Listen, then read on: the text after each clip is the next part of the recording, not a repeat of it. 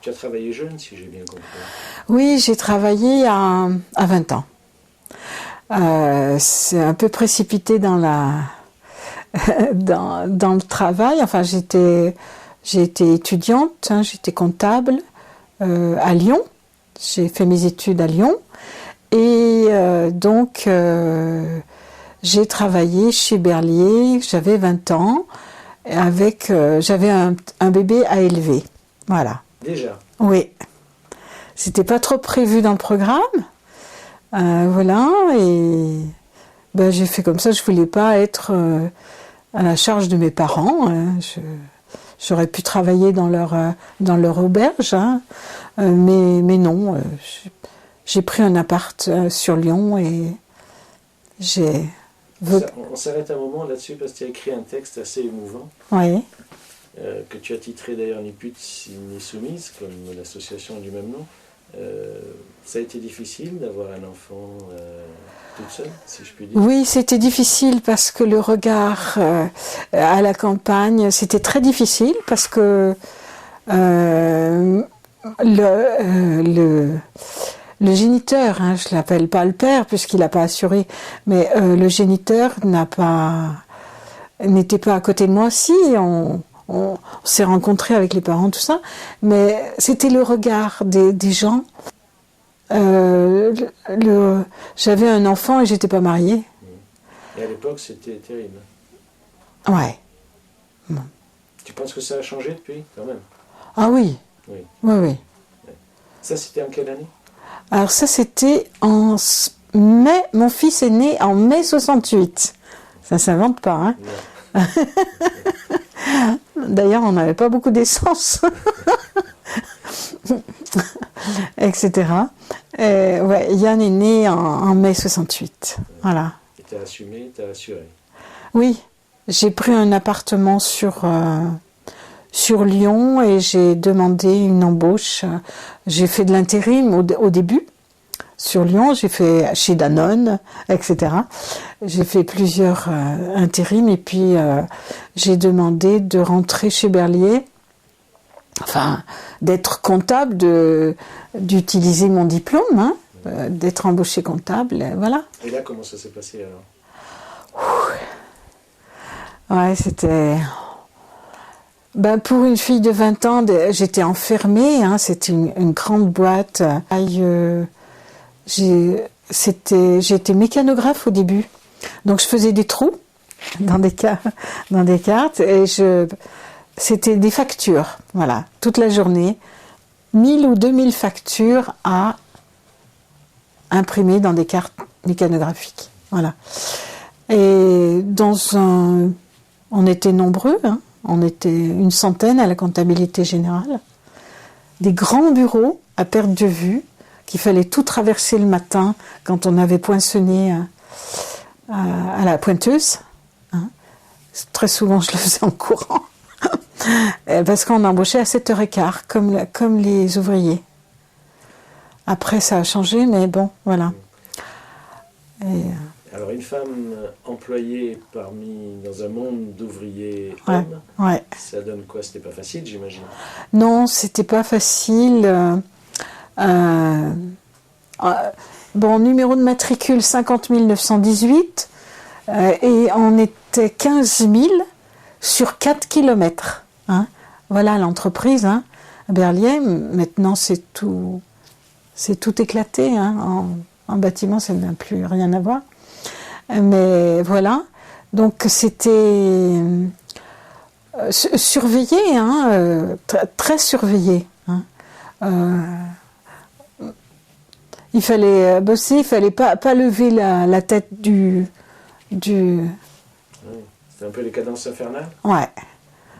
Et surveillé, tu dis? Ah oui, très surveillé par cette responsable CFT, cette mère Ferrière, hein, c'est le nom de... La CFT, tu peux préciser? C'était un syndicat, c'était l'ancienne CSL soi-disant libre. Il faut le dire, hein, c'était un syndicat voyou fasciste. Patron. Hein, patron. Fasciste. Hein. On a réussi avec Albert Privat, là, qui était le secrétaire du syndicat, où il y a un ancien de la CFT qui a craqué. Et il l'a mis en confiance tout ça et il est venu lui apporter 100 kilos de documents qui a prouvé que ce syndicat était illégal puisqu'il était introduit par la direction et les cartes CFT étaient données, hein, pas... Il n'y avait pas de cotisation, hein, distribuées, et beaucoup aux immigrés qui ne savaient pas lire, entre autres aussi. Ils avaient la carte de la CFT et l'embauche. Voilà, c'était ça. C'était une forme de chantage aussi. Absolument. C'est de les tenir, ouais. Et cet homme de la CFT, il a pris quelques risques quand même, parce que c'était beaucoup. D'abord, d'ailleurs, il y avait eu déjà chez Michelin un règlement de compte, hein, un type qui était mort dans une carrière, et donc il a commencé à avoir peur à partir de ça. Et donc il a craqué et le copain l'a protégé, l'a planqué. Il l'a planqué. Ah ouais. Et il le disait, Albert Riva le disait qu'il se sentait suivi. Hein, la direction soupçonnait. Il était suivi, Albert. Ouais. Albert Riva, tu en parles avec une certaine émotion. Tu peux me dire quand est-ce que tu l'as rencontré? Oui, Albert, je l'ai connu quand j'ai été élue CGT. Moi, j'étais au syndicat ETDA, ça veut dire employé, technicien, dessinateur, agent de maîtrise. Et lui, il était secrétaire du syndicat ouvrier. Mais on n'avait pas les mêmes réunions, mais bon, on avait les mêmes luttes. Hein, on se retrouvait quand il y avait grève et tout ça. Et Albert, je l'ai vraiment rencontré quand je suis montrée au congrès de Saint-Ouen. Je l'ai rencontré, tu vois, je suis encore émue. On était dans le train et il m'a raconté cette lutte-là, enfin, ce que je viens de dire par rapport à la CFT. Il était menacé, il n'en avait même pas parlé aux copains du syndicat. Hein. Non, il savait. Il était ancien résistant et il avait compris qu'il fallait absolument que très très peu de personnes sachent. Il risquait gros. Ouais. Et finalement, Albert m'a parlé de ça, mais d'une façon, je sentais une force en lui, mais en même temps, il n'était pas dominant. Il avait une force en lui, mais il n'était pas autoritaire et dominant, parce que je ne l'aurais pas bien supporté.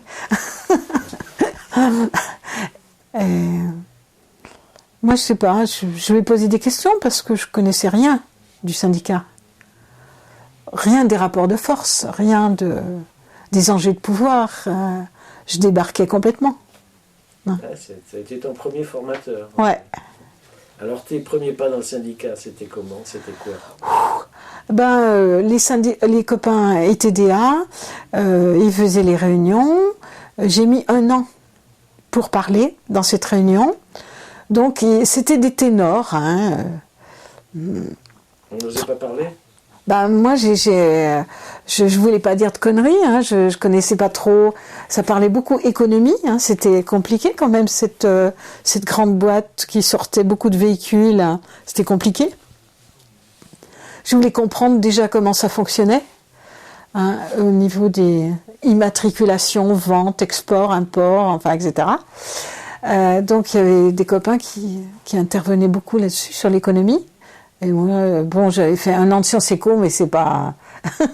j'avais pas d'expérience du tout. Et puis j'ai mis 1 an pour parler, et donc j'ai parlé des employés, de la comptabilité, des problèmes qu'on avait, aussi bien de liberté, on ne le disait pas comme ça, mais moi j'avais eu des problèmes pour être payé en regard de la convention collective, hein, puisque en 69 on m'avait donné la grille. La grille. Ouais. Et j'ai vu que j'avais une grande différence. Hein. J'étais comptable. Moi, j'avais 1400 francs et j'avais discuté avec le collègue qui était en face à la compta. On avait le même diplôme et lui, il avait 2400 francs. Il avait 1000 francs de plus. Bon, c'était énorme.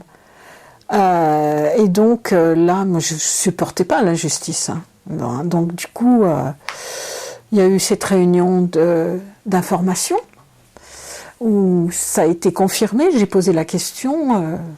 Et on t'a entendu là?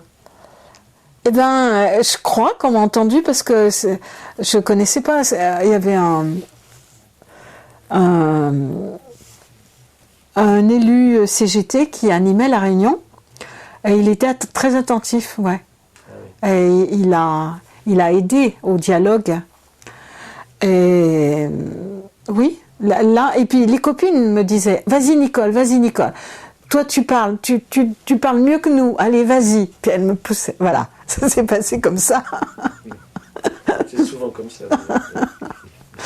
Voilà, et donc j'ai osé demander l'application, enfin je l'ai dit d'une façon plus soft, de cette convention collective pour que je devais être à 240 le COEF, je crois. Et je l'avais pas. Et elle m'avait dit, commencez à travailler, puis on verra bien après. Et il va y avoir une place qui va se libérer, et vous l'aurez, votre poste de comptable. Et puis plusieurs places se sont libérées, et je l'ai pas eu. Alors c'est bien qu'un jour, je suis partie. J'avais ma grille, tout ça. De colère, je prends la grille et hop, je remonte tous les grands bureaux, c'est 100-200 mètres à pied, et je vais à la responsable de ressources humaines.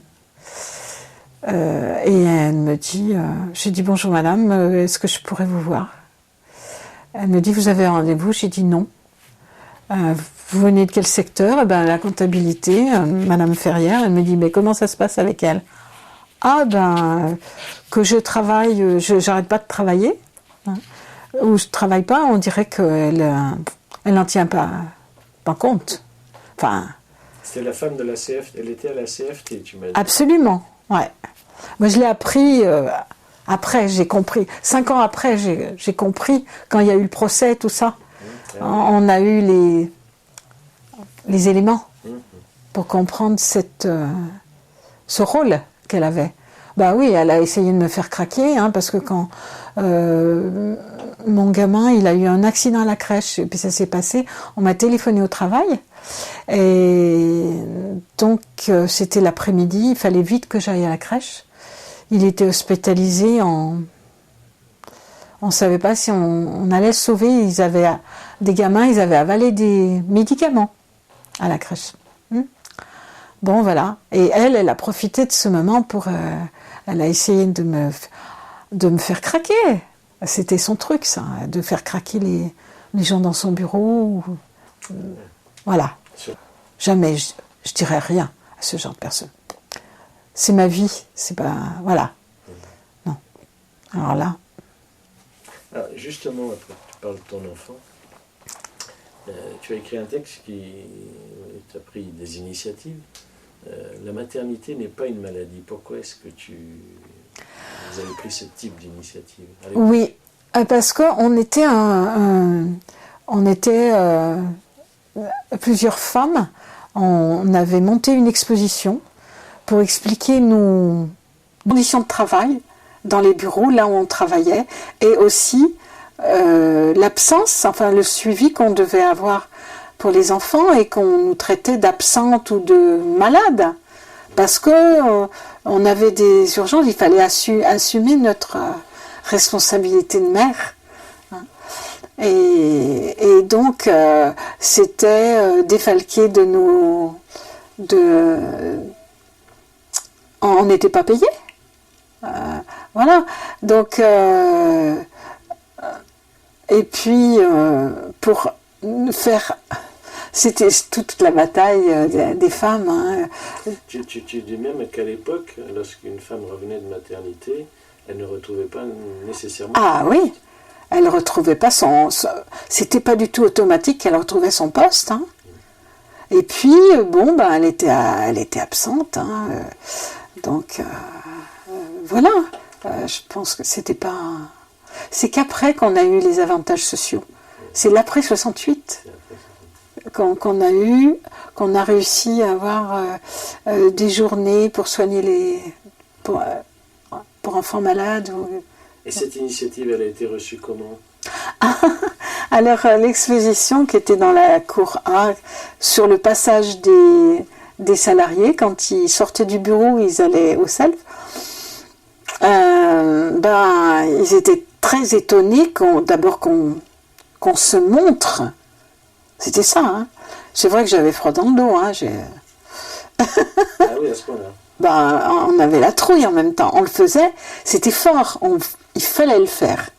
Mais bon, on savait qu'on risquait, quand même. Et donc, oui, il y a un cadre qui sort, il vient vers moi, il me regarde du haut en bas, il me dit vous êtes sûr que vous n'allez pas perdre votre virilité? J'ai ôté ma petite chupette rouge, là. Je me regarde, puis je dis ah bon, vous croyez? Féminité? Oui. T'as dit virilité. C'est vrai? Ouais. Elle est pas mal, celle-ci. Tu vas pas la garder? Ah, je sais pas. J'ai dit virilité? Oui. Ah ouais, bon. Oui, parce que c'était le regard de... Pour lui, c'était la virilité. Ce qui est féminité chez vous était virilité chez lui. Ça les dérangeait vraiment. Oui. Qu'on aille sur leur plate-bande, c'est-à-dire qu'on ose parler en public et montrer ce qu'on faisait. Ah oui, j'ai nettement senti qu'on allait sur un terrain gardé, quoi. Chasse gardée. Il y a encore beaucoup de chemin à faire, hein, parce que quand je vois qu'au niveau de l'Assemblée nationale, on n'est que 27% les femmes, il y a encore je trouve que là, on confie pas. On nous confie pas des métiers décisionnels, des métiers importants. Bien qu'au niveau des diplômes et tout, c'est les femmes qui ont plus de diplômes en nombre que les hommes. Et ça, il y a encore un sacré chemin à faire. Hein.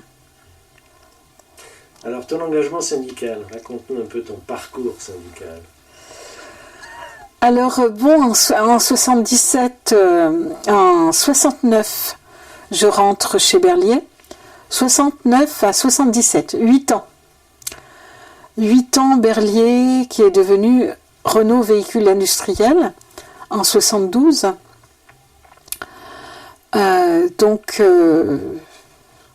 Comptable et après au service à l'exportation.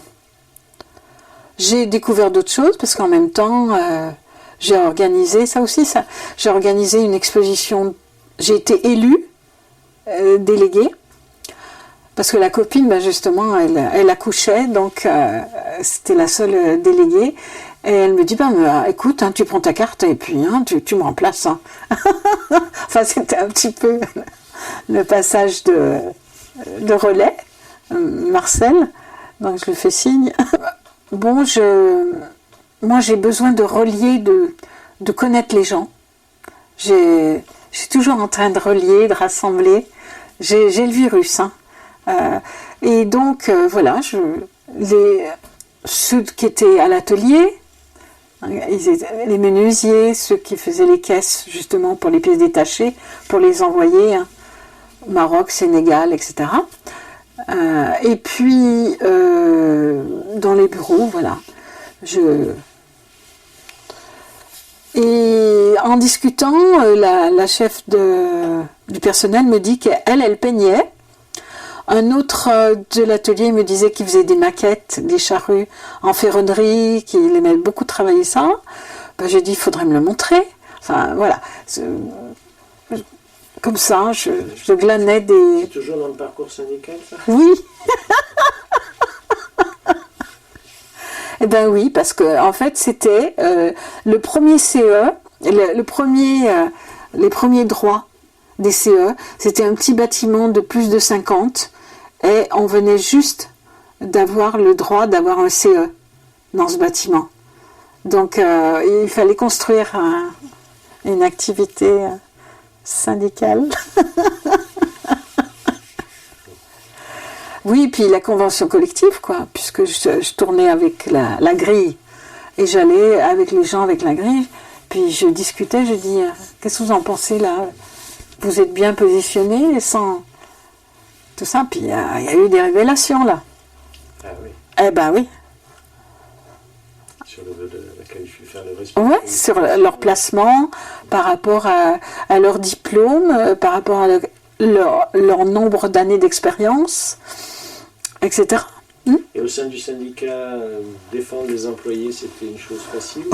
Non, maintenant il a fallu le construire parce qu'on était 3-4 femmes. Avant moi, il y avait une copine, c'est elle qui a construit le syndicat employé. Enfin, ça n'existait pas encore sous forme de syndicat. Mais elle a beaucoup compté aussi pour me former. Et il a fallu que je fasse entendre ma voix dans l'Assemblée, dans les réunions et TDA, employé technicien dessinateur jeune maîtrise, parce que l'habitude c'était que les hommes ils gardent le crachoir. Ah, domination, machisme ambiant quand même. C'était une grande réalité. Et quand ils m'ont coupé la parole, c'est qu'au bout d'un an, je prends la parole et ils me la coupent. Et j'ai continué.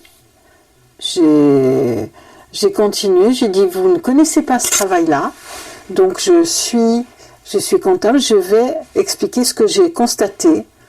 Et je pense qu'il y a un gros travail par rapport à la convention collective, par rapport et il y a beaucoup plus d'exigences à nous. On nous demande beaucoup plus en volume de travail et en comportement. Et ça, moi, je trouvais ça... Parce que le sentiment général, c'est que les employés, ils ne travaillaient pas beaucoup, c'est ça? Oui, c'est ça, ils étaient improductifs. Alors, ils étaient improductifs, donc voilà. Et on allait jusqu'à dire presque inutile, quoi. Et donc, c'était mon premier congrès, j'étais partie de ça. Improductif, ça ne veut pas dire ne travaillez pas. J'ai dit, savez-vous, messieurs, qu'on fait votre paye? Est-ce que ça vous intéresse? Je pense que c'est quand même un outil important, entre autres. Et puis je décortiquais ce qu'on faisait. Devant le congrès? Le congrès, j'ai dit improductif, c'est ça. Oui, parce que c'était essentiellement masculin, assez macho, forcément. Pourtant, il y a un mot. Il y a un nom pour les femmes qui travaillent dans la métallurgie, on les appelle les métallotes. Oui, mais c'est moi qui ai joué sur... J'aime bien jouer... Ça existe.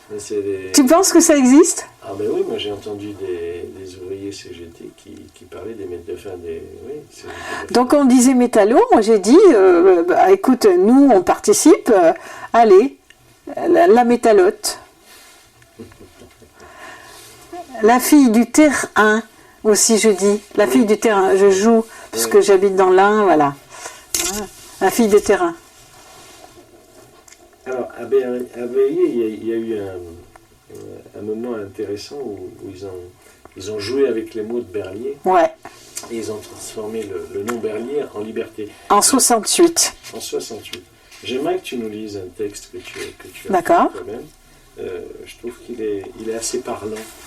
Berlier Liberté. C'est l'anagramme. Donc, ils avaient démonté sur le haut des portes, où c'était marqué Berlier, les grévistes avaient changé les lettres et avaient mis liberté. De 69 à 2004, à la comptabilité générale, derrière les barreaux, nous ne pouvions voir que le haut des arbres. Liberté de travailler pour élever mon fils, né d'un moment de liberté. Pour quelques deniers, il fallait taper sur les claviers, sans se lever, sans parler. Liberté gagnée? Laquelle? Le dîner, cajoler le bébé, le baigner, payer le loyer au Montelier, accueillir, servir à l'auberge le week-end. Liberté gagnée? Parler en réunion, déléguer, se lever le jour de la grève. Pour la prime de vacances, nous étions 4 à nous lever sur 100 au bureau, froid dans le dos. Égalité, femme comptable 1400 francs, homme 2400 francs. Égalité, n'est-ce pas? Fraternité, cultivons-la, amitié. Voilà. Alors, tu as connu aussi la forteresse ouvrière, Renaud-Billancourt. Ah ouais, ça... Raconte. Oui, parce que au congrès de Saint-Ouen, non, c'est le congrès de Saint-Étienne, j'ai été élue pour être permanente à la Fédé des métaux. Et parmi mon travail, les opérations carte en main, je ne sais pas si on me dit encore. Donc on devait aller à Renaud-Billancourt. On était 2 à 4. Et voilà, c'était préparé. C'était quoi l'opération carte en main? Dis-nous un peu. L'opération carte en main, c'est-à-dire avec les cartes CGT, il fallait aller proposer la carte syndicale aux gens sur leur lieu de travail. Donc ça, c'était pas facile à organiser. Puis il y avait, fallait être très discret, tout en voilà. Les copains nous avaient briefé sur ce qu'on pouvait faire, ce qu'on ne pouvait pas faire, les endroits. Les copains du syndicat, ils savaient. Ils nous ont emmenés dans un endroit où il y avait des sacrés rendements, où ils formaient les portes des 4L.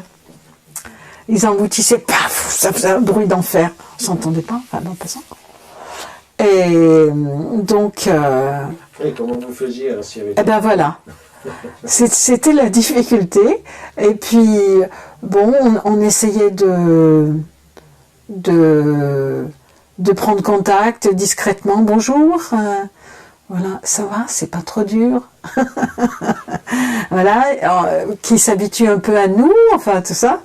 Et puis on dit, après on dit, voilà, vous n'êtes pas trop fatigué, il n'y a pas de problème de dos, enfin, parce qu'on travaillait aussi, j'étais au CHSCT, conditions de travail, les rythmes,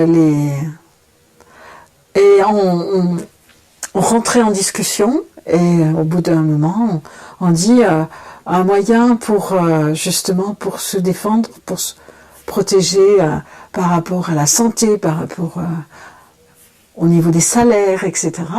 C'est aussi de prendre sa carte syndicale. Et ça répondait? C'était timide, C'était timide. Ouais, bien sûr. C'était une première marche d'approche, j'allais dire. Ils avaient peut-être été contactés ou pas, mais bon, après on donnait les comptes rendus aux copains. Il y avait le copain du syndicat à côté de nous, ils avaient vu avec qui on parlait. C'était beaucoup d'immigrés. Alors, faisons un saut aujourd'hui. Raconte-nous un peu, que fais-tu? Aujourd'hui, je suis à la CE je suis à l'Union syndicale des retraités sur l'Ain. Souvent le siège est à Bourg. On vient d'en faire une réunion à Ambérieu, en Bugey.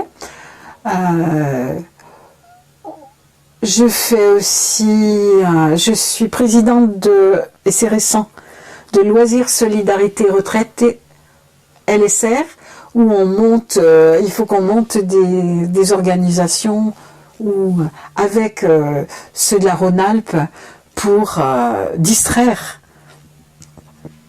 les retraités et aussi ceux qui n'ont pas beaucoup de moyens, leur aider à se détendre. Donc voilà. Ça fait partie aussi, ça, de l'ambition syndicale? Complètement. Complètement. Le droit au congé payé, hein, 36 les congés, voilà, c'était une sacrée bataille, ça. Et on est en train de nous la grignoter, là. Ça c'est menacé. Hein. C'est très menacé sur le temps. D'autant qu'il y a de plus en plus de gens en temps partiel. Hein. Donc c'est encore d'autant plus menacé qu'il n'y a pas assez de CDI, de contrats en temps plein, qui pourront prendre des congés. Et se payer les vacances, c'est sûr. Et puis après, il faut en avoir les moyens. Complètement. Et la dessert, ça permet justement... Oui, parce qu'on fait des covoiturages, il y a des cars, et les prix sont quand même défiant toute concurrence. Hein. Les prix sont très intéressants. Et il y a la bourse aussi, là, on est en train de plancher sur les copains qui ont pas de... qui sont en dessous qui sont pas imposables, et qui font monter un dossier bourse BSV. Voilà, on est en train de plancher là-dessus. Puis je fais d'autres choses aussi, hein. Je suis passionnée de sculpture. Voilà. Ah. Raconte-nous un peu, comment ça t'est venu, ça? Eh bien, pour revenir, ça m'est venu à la boîte, c'est-à-dire que c'est une rencontre quand j'étais au SEAP, quand j'ai organisé la première exposition de peinture et de sculpture avec les gens du bureau et de l'atelier. J'y connaissais rien du tout. Et donc j'avais 22 ans. Et c'est Travail et Culture qui est venu animer, expliquer les tableaux, hein, puisqu'on avait mis les tableaux, les sculptures, et ce qui était fabriqué par les gens, dans le couloir qui venait de l'atelier et qui allait dans les vestiaires. Un couloir tout blanc, on l'avait repeint en blanc, et on avait accroché les tableaux, mis les sculptures, etc. Et Travail et Culture est venu faire l'animation, et c'est comme ça que j'ai appris. J'ai commencé à apprendre comme ça. Et le soir, j'allais faire de la sculpture à Vénissieux, aux ateliers de poterie de Vénissieux. Et c'était un gars de l'informatique de Berlier qui animait. Voilà. Et là, tu as continué, donc. Mais alors, en plus, ça s'est passé sur une fille qui me voit. Elle me dit, écoute, tu fais des tas de choses, là, tu fais exposer les gens, tu leur donnes la parole et tout. Mais toi, qu'est-ce que tu fais? Bon, d'accord, bonne question. Et donc, j'ai été à l'atelier poterie, j'ai commencé comme ça, et puis après, quand je suis montée à Saint-Denis, quand j'étais permanente à Paris, j'étais à l'atelier des arts plastiques à Saint-Denis, où il y avait aussi des gens... Enfin, j'ai appris beaucoup là-bas. Donc l'art et la culture, la vie, le monde syndical, les luttes pour toi, tout ça fait une seule chose, ah, oui. Un seul ensemble. Ah oui, parce qu'à travers la créativité, tu exprimes, et même des fois, il y a des choses qui sortent et que tu ne savais pas que tu l'avais en toi. C'est un sacré chemin, ça. Ça, c'est passionnant. C'est un chemin qui continue, alors? Ah ben, bien sûr. On n'a pas fini avec non. ça. Non, j'ai encore plein de choses à faire.